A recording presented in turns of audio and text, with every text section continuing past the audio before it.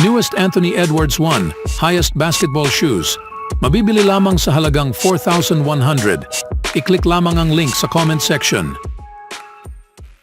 Ang malaking usapan tungkol sa pagbagsak ng Milwaukee Bucks ay may kinalaman kay Damian Lillard. Matapos asahan ng maraming tagahanga na pupunta siya sa South Beach, sa halip siya ay nagtapos na napunta sa Milwaukee upang makasama si Giannis Antetokounmpo. Bagaman maganda ang ideya na makasama ang isa sa mga pinakamahusay na player sa mundo, kinailangan niyang lumipat sa Midwest. Ayon sa balita, nakaramdam siya ng kalungkutan, ngunit hindi ito napansin ni na Bobby Portis at sa iba pang kasamahan. Nalaman na lang ito ni Portis pagkatapos bumagsak ang kanilang kampanya sa NBA playoffs. Mahirap talaga ang mag-adjust sa bagong kapaligiran. Si Damian Lillard ay ginugol ang buong karera niya sa Portland Trail Blazers at malamang na nakabuo na siya ng malalim na koneksyon sa komunidad doon. Nang lumabas ang mga ulat tungkol sa kanyang kalungkutan, maraming tagahanga at miyembro ng media ang labis na nag-react. Kalaunan ay nalutas ito, maaaring dahil sa mas maraming panalo o iba pang dahilan. Dumaan na ang balitang ito at lumipas na sa Bucks media. Ngunit tila hindi lahat sa team ni Doc Rivers ay alam ang nangyari.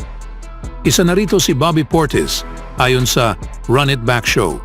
Sinabi niyang malungkot siya sa Milwaukee. Ewan ko, hindi ko alam. Hindi ko masasabi na malungkot siya. Hindi siya malungkot bro, sabi ng player ng Bucks na naguguluhan. Kinailangan ni na Lou Williams at Chandler Parsons na magpaliwanag upang linawin na nangyari talaga ito. Nag-joke pa si Parsons na malungkot si Dame dahil hindi siya naimbitahan sa mga birthday party sa mga anak sa kanyang mga teammates. Sa huli tinanggap ni Bobby Portis ang katotohanan at naintindihan kung bakit naramdaman ng kanilang star guard ang ganitong pakiramdam sa Milwaukee. Nabanggit pa niya ito sa reference mula kay Shams Charania. Oh my gosh, malamang sobrang malamig talaga sa simula. Alam mo naman kung gaano kalamig sa Midwest, alam mo yan. Si Shams ay buong buhay na nirahan sa Midwest. Siya ay isang Midwest guy, isang Chicago guy. Alam mo kung ano ang dala ng Lake Michigan, pwede kang umiyak paglabas mo, sabi niya. Malaki ang sakripisyo ni Dame para makasama si Giannis Antetokounmpo. Sa simula, namimiss lang niya ang pamilya at kalaunan ay hindi siya makahanap ng libangan pagkatapos ng mga laro at practice ng Bucks. Malungkot talaga dahil ako'y isang family guy. Ang buhay ko ay ang aking pamilya. Pagkatapos ng mga laro, lalabas ako at ang buong pamilya ko ay naroon. Ang mga anak ko ay lumalabas mula sa playroom. Ang nanay ko, kapatid ko, mga pinsan ko ay nandun. Alam mo yon? Ang mga malalapit kong kaibigan ay nakatira sa Portland, sabi ng star guard ng Bucks. Kaya ano ang dapat kong gawin para hindi maboard? Isa sa mga solusyon niya ay manood ng boxing. Bro, mag-practice, umuwi, manood ng boxing, maglaro ng video games. Pare, nagtatype ako ng Fight Hype sa YouTube ng 100 beses at umaasa na may bagong video doon. Seryoso, wala akong masyadong labis sa buhay. Pero ganun talaga pag gumawa ka ng malaking desisyon. Kailangan mong kayanin yan at mag-adjust, pahayag niya. Anong masasabi niyo mga kaibigan? Sa ibang balita naman mga kaibigan, ngayong araw ng Martes, inilabas ng NBA ang 2024 All-Rookie Team na nagtatampok sa mga pambihirang kabataan tulad ni na Victor Wembanyama, Chet Holmgren at Brandon Miller. Isa pang medyo hindi gaanong kilalang player sa listahan ay ang guard ng Golden State Warriors na si Brandon Podziemski na nanguna sa liga sa pagkuha ng 38 charges. Nagulat si Podziemski na hindi kasama ang kanyang teammate na si Trayce Jackson Davis ayon sa kanyang post sa X account.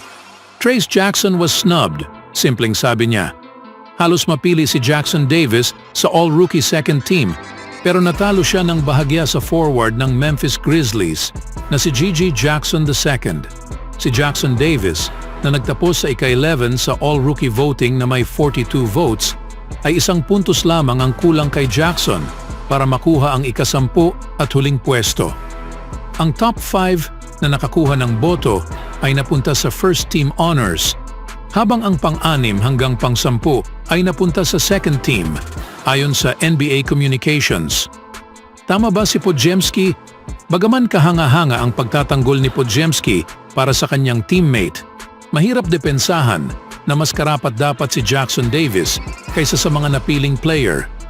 Ang alum ng Indiana ay may average na 7.9 points sa 70.2% shooting, kasama ang 5 rebounds, 1.2 assists, at 1.1 blocks sa 16.6 minutes per game nitong nakaraang taon.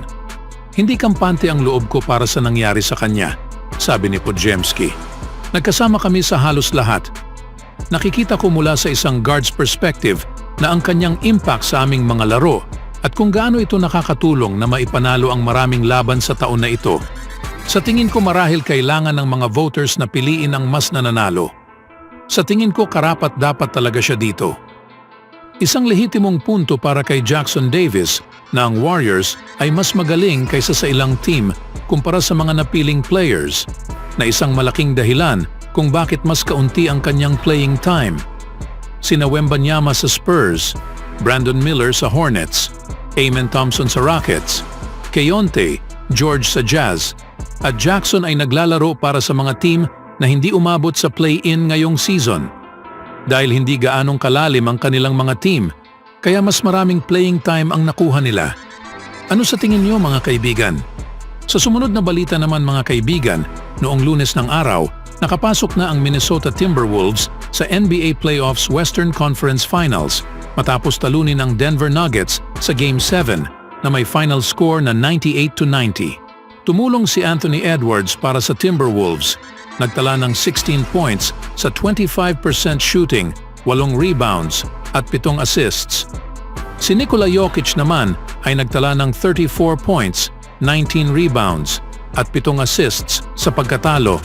Papunta sa dulo ng laro na halos sigurado na ang panalo para sa Minnesota, nakita si Edwards na kumakaway at nakikipag-usap sa mga manonood. Hindi nagustuhan ni Jokic ang ginawa ni Edwards at nilapitan siya upang pag-usapan ang tungkol sa kanyang aksyon. Lumabas ang leaked audio sa sandaling iyon na ipinakita ang mensahe ni Jokic kay Edwards. Isang video ang naipost sa social media ng Legend Z. Leaked video ni Nikola Jokic na nagalit kay Anthony Edwards. Jokic, why?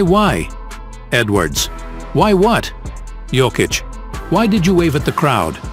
Edwards simply just pointed at the scoreboard, indicating that it's time to go home.